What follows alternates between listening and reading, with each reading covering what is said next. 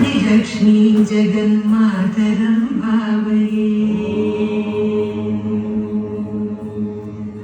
आदिलक्ष्मीं जगन्मातरं भावये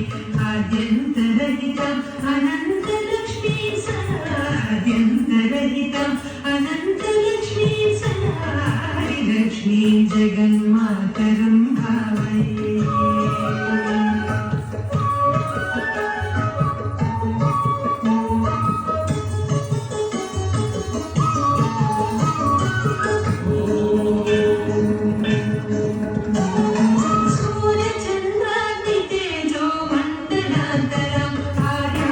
भक्तां तरङ्ग